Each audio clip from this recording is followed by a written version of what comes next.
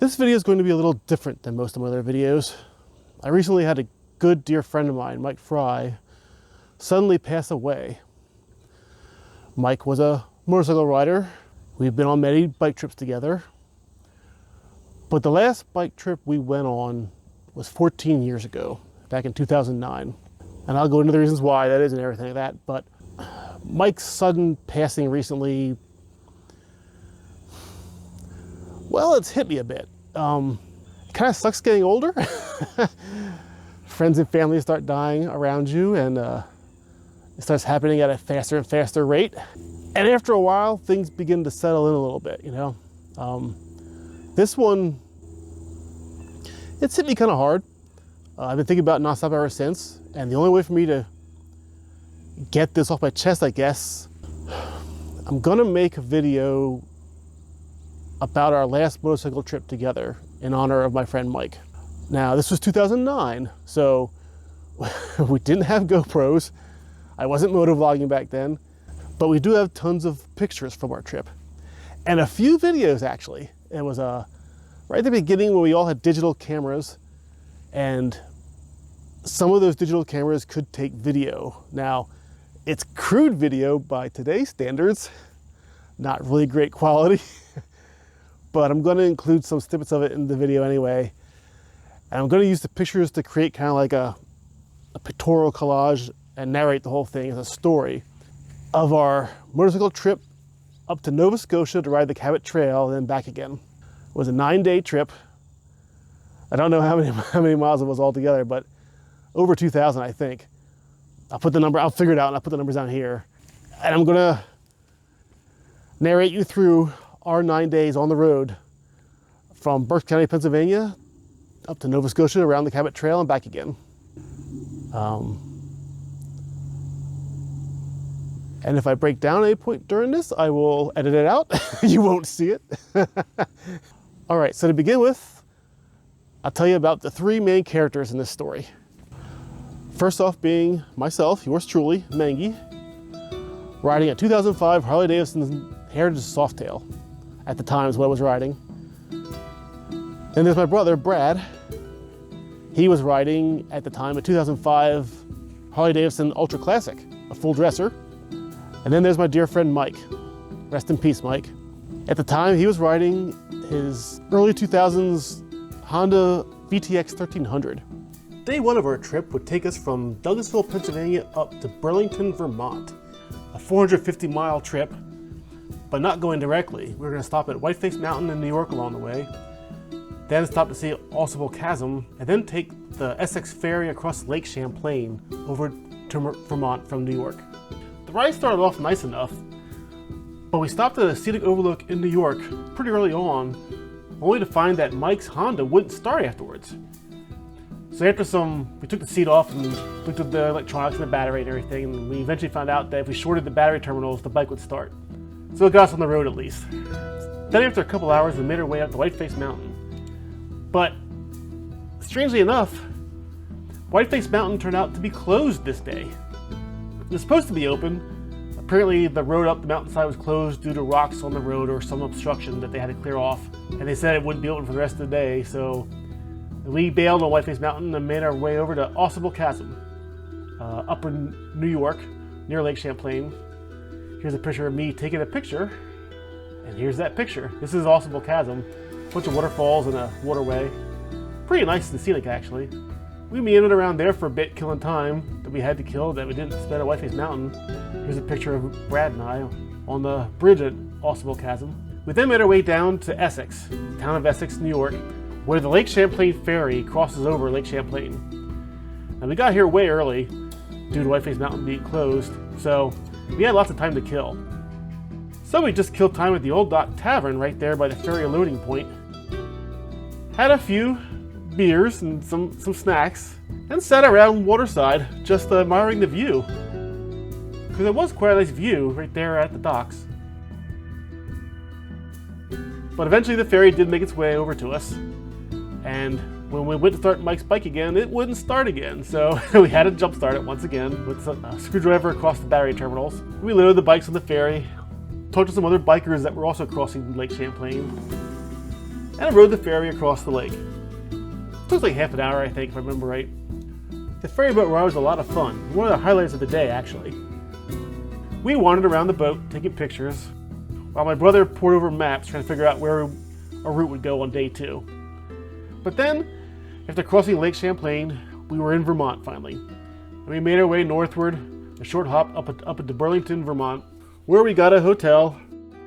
Here's a picture of me sleeping in my clothes that Mike took, actually. It was a long day. I guess I just zonked out. Day 2 is only 380 miles, but we had a few long scenic stops along the way to take up time. Starting in Burlington, Vermont, went over to the Kancamagus Highway in New Hampshire, then up to Mount Washington, and then back down the mountain and head over to Maine, Bar Harbor, Maine.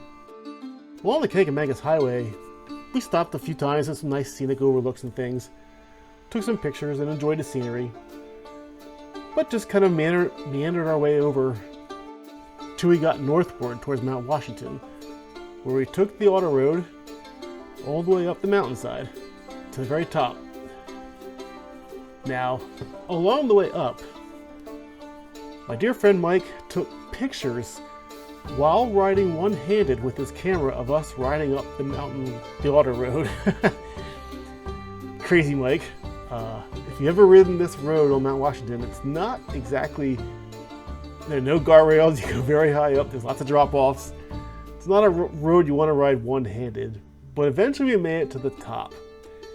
And it was cold, so we kept our gear on because it was not warm that day. It was breezy.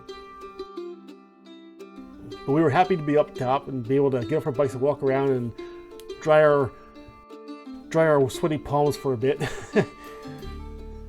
Mount Washington is a pretty nice scenic spot for anyone to stop at, but motorcycles especially come here. You know, it's a motorcycle destination for sure. The views are fantastic. You can see for like 4 or 5 states around from up here. It's the highest point on the East Coast, I believe. Here's a picture of us at the top.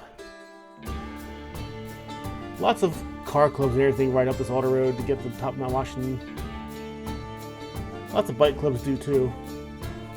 So we spent time putzing around the mountain, taking pictures, stretching our legs, trying to stay warm. Here's a shot of the 3 of us at the very summit of Mount Washington. Well, one of my favorite pictures of this trip. After about 2 hours of playing around Mount Washington summit, it was time to gear up, put the leathers on to keep warm because it was cold up here, and head out. Now here I'll show some footage that my brother took, some video footage, while riding on the way down the mountain. Now he got this from strapping his Kodak pocket camera to the side of his lowers on the Harley dresser, to the crash bar actually. He didn't have any camera mounts, it's not a GoPro. He simply strapped his camera to the side of the crash bars and recorded this footage of us descending Mount Washington together. This is my brother Brad in the back on his dresser, and that's Mike in front of us, and I'm in the lead, 2 bikes up. Now we put Mike in between us again because of his ignition problem, so in case he had any issues, we had him bracketed just in case, you know. Apologize in advance for the poor video quality and bad sound, but this is from a different time frame, so 14 years ago. Camera tech wasn't quite then what it is today. So after consulting some maps, and yes, we still use paper maps to navigate back in 2009, we rode our way over to Bar Harbor, Maine, the point where the CAT Ferry disembarks from. We got a hotel room right by the ferry launch point, and we still had time to kill for the day, so we were hungry, so we got something to eat at a quarter-deck restaurant right by the water. Good lobster and seafood bisque, just great seafood all around. Really good food.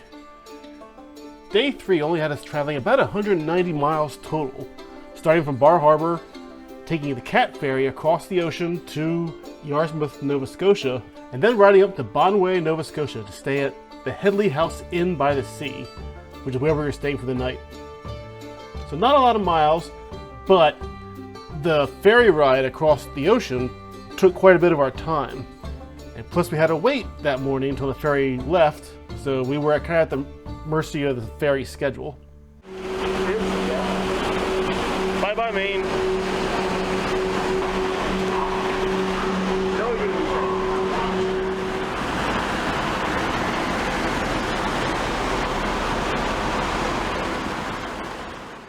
The ride on the CAT Ferry was a couple hours, so we had lots of time to kill. We spent our time walking around, sightseeing, and the inside of the boat is actually pretty nice. Lots of nice seating and relaxing areas and windows, and a few food vendors and like mini restaurant type things on the board too. We even saw some dolphins chasing us out in the water when we got out in the ocean. But eventually we arrived in Yarmouth, Nova Scotia. And we had to disembark the ferry and go across the customs crossing, which is where we ran into some trouble, where after they looked at all of our licenses and our IDs, they pulled my brother aside and sequestered Bradley behind a detaining area where a customs officer talked to him and interrogated him for a little bit, and then let him inside the customs building for about half an hour. And Mike and I were left wondering what was going on, but eventually Brad came out and gave us the scoop of what had happened. All right, Bradley, tell us why the constable hauled you away for further questioning in customs border. I was detained because my name came up on a joint FBI/Canada list. They share these lists, and my name was red flagged by the FBI to be detained and asked. Now, you know why that happened? Why? Because the Steve was at fault. No, I don't know why it was. No, why? Within the last 10 years, all the further back in the records, I had been arrested, and they had to ask me why I'd been arrested to confirm. Sturgis. It was the same. South, I told her, you have been arrested? Yeah, twice, but I was never charged. Yeah. Well, where was that? I said South Dakota and no Pottstown. Just somebody with 102. So arrested for DUI, nothing ever came of it. Yeah. Goes, well, we just had to ask you to make sure it confirmed. She goes, your license was never suspended, so I never got a fine or nothing. No. I said, they let me go and said, sorry for the inconvenience. She goes, well, you lucked out. I said, I guess. I wonder what would have happened had I been. Yeah, so they just, she said, well, thank you, enjoy your stay. She asked me some more questions about what we're doing, how we're hanging out. She goes, it just comes up on a list from the FBI. I said, I had no idea my name was even in an FBI data record. Hoodlum! Public enemy #1. Confirmed hoodlum. Right, look at this guy there inspecting his car. Yeah, they're tearing it apart. Hey, I'm glad they didn't inspect my bike. I had booze on it. You mother... It wouldn't really matter. It's below 1.4 liters, so it doesn't matter. Oh, okay, all right. All right, What are we doing? Food time. So with the customs stuff cleared up, we said goodbye to the CAT Ferry and headed out on Interstate 101 heading north out of Yarmouth. On the way out though, we stopped at the nearest Honda dealer to have them take a look at Mike's ignition problem, which they promptly fixed with a brand new ignition switch. No more starting problems for Mike's bike. Yay! We rode all day on Highway 101, and towards the end of the day we stopped in the town of Digby, which is conveniently located on the Bay of Fundy. Now, the Bay of Fundy is a bit of a world wonder, sort of. It has the distinction of having the highest tidal range of any body of water in the world. Every day from morning to night, the ocean water rises and lowers by a height of 50 feet, around 50 feet or so every day. But it was wild just walking around the piers, looking at all these boats being 40 feet beneath the piers. But the day was getting late, so we made the short hop from Digby to the place we're staying for the night, which is the Headley House Inn. And once we got checked in and unpacked our stuff, we quickly walked down to the beach to watch the tide coming in, to watch the waters rising. The ocean, a lot of the ocean floor was still exposed at this point. There you go. Now, I'm going to stand still and watch this water creep back in. We're going to be overtaken soon, dude. We better get back. Look. Keeping right up to me. Tide's coming back into the Bay of Fundy.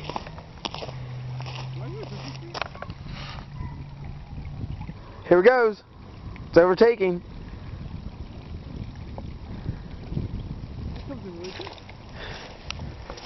Oh my gosh, it's closing up behind me. Hold it, man. I'm about to be like Moses, walk my way out of here. You're about to be enveloped by water. That's pretty cool. There it is, where I just was. It's just a speck on the island now. I mean, it's going in quick. There it goes. That's awesome. Where I was standing is once again on the bottom of the ocean.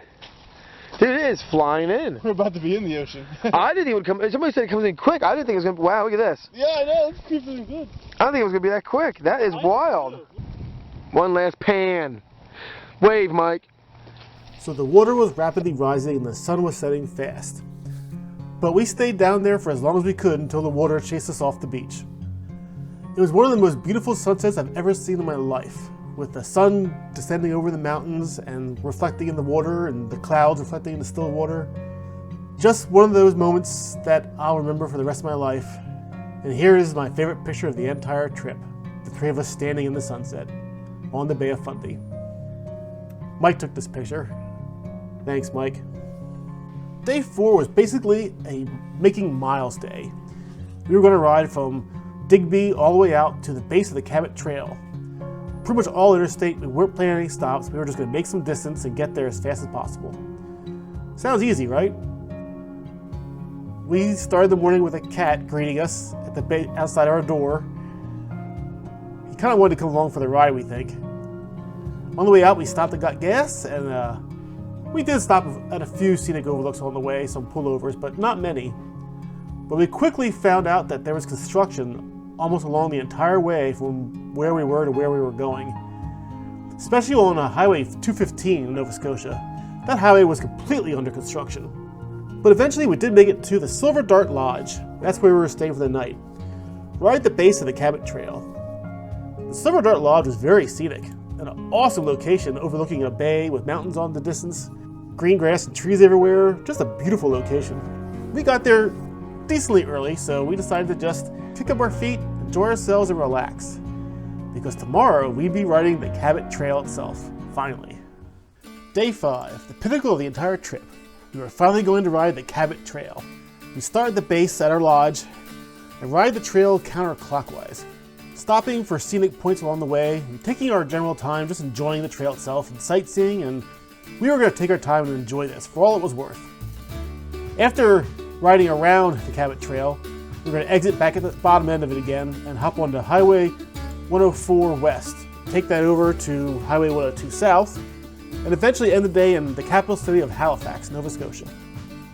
Of course, on the way out, at the very beginning of the trail, we had to stop and pose and get a picture of us at the iconic sign for the Cabot Trail. One of our first stops pretty early on was Cape Breton. And there's a rock beach there at Cape Breton that we stopped at to go down and see the ocean water. Listen to the sound of Nova Scotia ocean.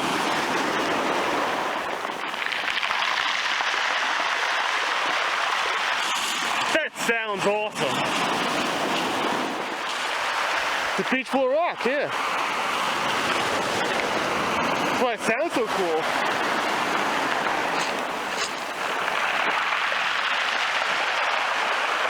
That's awesome. After leaving the awesome sounding rock beach at Cape Breton, Brad decided to again mount his Kodak pocket camera on his crash rail of his dresser. So the footage you see here is footage of Brad filming us riding down the Cabot Trail on the eastern side of the trail. Again, this is 2009 video technology, so yeah, it's not the greatest. But man, just a never-ending series of twists and turns and elevation changes, all while having a mountain to the left of you and an ocean on the right side. It was wonderful. One of the most scenic roads I've ever ridden on, to be honest. We had kind of crappy weather. It was overcast and gloomy, so this would have been better on a sunny day, and it was chilly, but still, this was the ride of a lifetime, and we had a blast. I would love to get up here again someday, because I really would like to ride this again. Along the way, we stopped at Wreck Cove General Store. It's an iconic general store along the Cabot Trail. And we stopped at pretty much every scenic overlook we came across, just to enjoy the sights and take pictures and just soak up the environment pretty much and just enjoy ourselves. Because we knew we wouldn't get back up here again for a long time. In Mike's case, he would never get back up here again. And Mike, I'm sorry for this picture. Yeah, that was me goofing off. But we continued to ride up the trail and eventually made our way north to Neils Harbor, a small town at the north end of the Cabot Trail. This is a nice small town. A lot of boats docked here and small houses dotted along the landscape, and a nice little white and red lighthouse too. Lots of fishing boats here. You can tell it's a big industry in this town. Then we continued up the northern part of the Cabot Trail and began our way down the western edge of the trail. Again, stopping along the way for pictures. You can see some of these pictures how the roads go off in the distance, just up and down and winding around. And you ride those roads. Here was a guy on a mountain bike who was actually pedaling the entire Cabot Trail. You go, dude. As we worked our way along the western edge of the Cabot Trail, we slowly began to get our way back down to the bottom of it. Stopped a few times for pictures. Took a few group pictures of the three of us. This picture here of the three of us on this bench was at the end of the Cabot Trail. The last picture we took of ourselves on the Cabot Trail.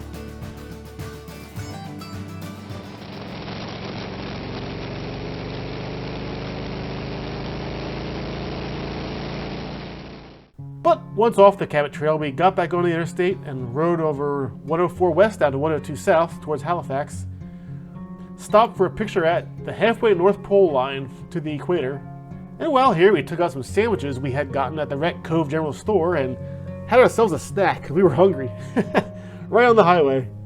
We also, of course, stopped for a pee break and took this picture of the three of us at the halfway equator line. Day 6 was a wash, literally, as it was raining in Halifax, pouring actually, and the weather forecast called for nothing but monsoon all day long. So instead of riding anywhere, we just decided to spend the day here relaxing.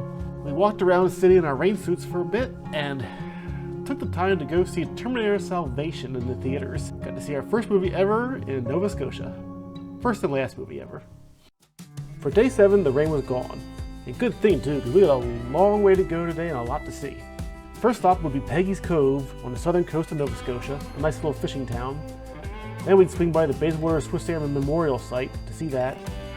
Then we'd run our way over to Lunenburg, Nova Scotia for lunch and see the nice little scenic town. It's actually a pretty large town, actually. After that, we'd stop by Ovens Park and see the famous Thunder Cave.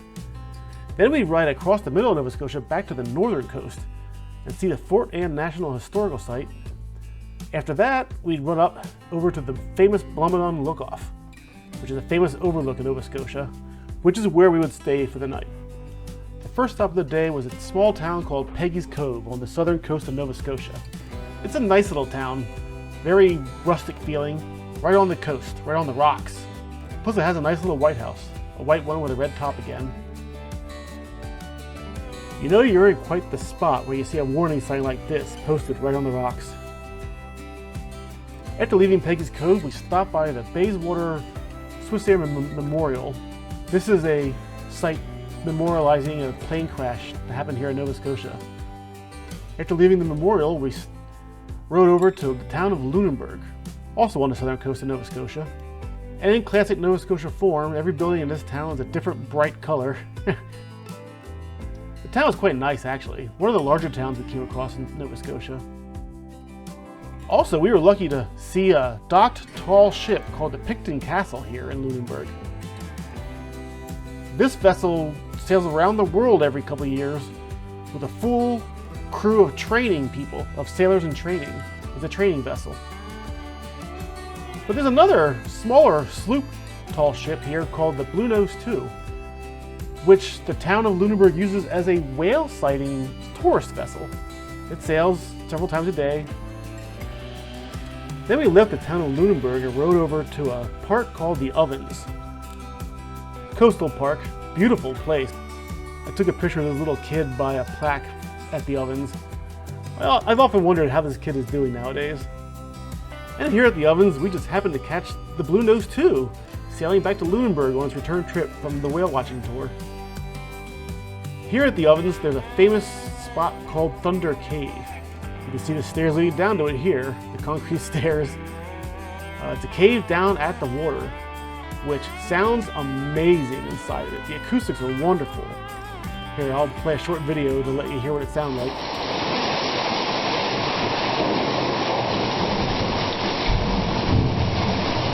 It really sounds cool.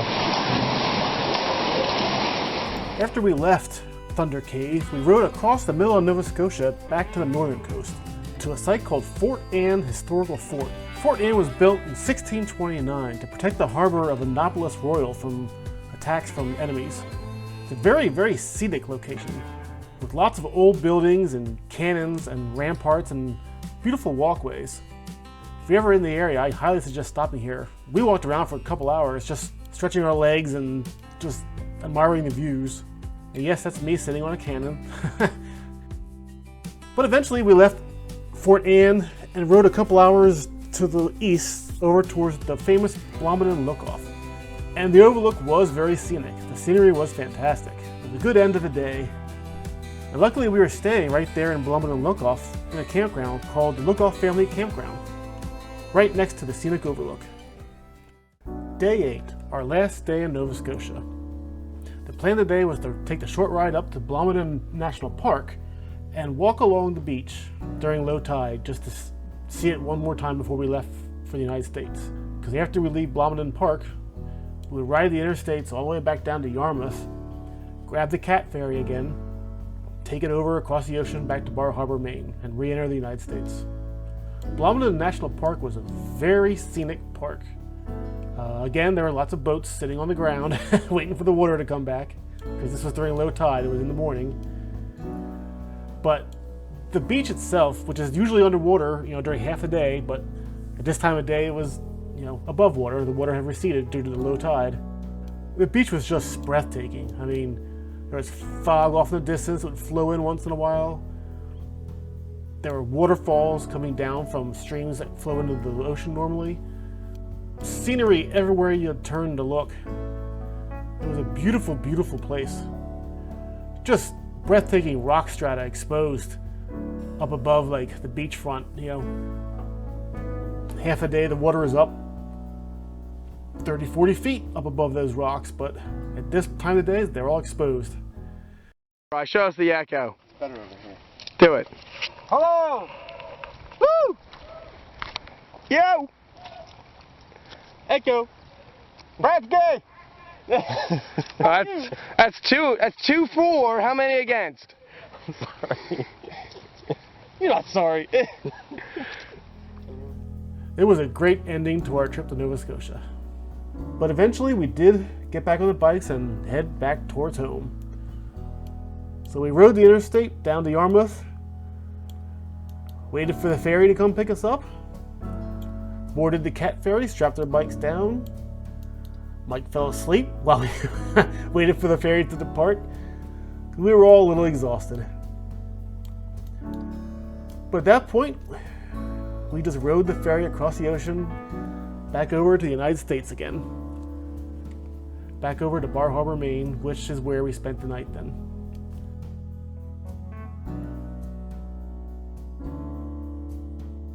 Day number 9 was a pounding interstate miles kind of day. We left Bar Harbor early in the morning and rode to 617 miles all the way from Bar Harbor, Maine down to Douglasville, Pennsylvania. We didn't stop along the way except for gas and goes.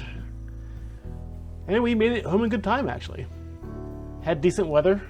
It was a good cannonball run end to our trip. So that's it. That's our 9-day motorcycle trip from home up to Nova Scotia to the Cabot Trail and back again. And it happens to be the last motorcycle trip I ever took with my dear friend Mike. Because shortly after this trip, like within weeks after this trip I believe, he met his then-to-be wife, a girl named Tasha, down in West Virginia. And he quickly reoriented his life and sold everything and moved from Berks County, Pennsylvania down to West Virginia to live with her. And shortly after that, they got married and spent the next 14 years of their lives together. But yeah, Mike lived down in West Virginia with Tasha and their 2 girls until the day he died, suddenly died, a little over a week ago. He still owns the Honda, but we never got the chance to go on a bike trip together again after 2009, after the Nova Scotia trip. We always thought we'd have time, figure when the girls get older and that kind of thing. But sometimes you don't have time.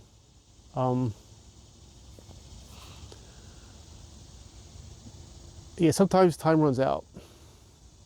So, in honor of my dear friend Mike, here's a toast to Mike Fry. And I know I normally have water in my cup. Today this is not water. Mike, here's to you.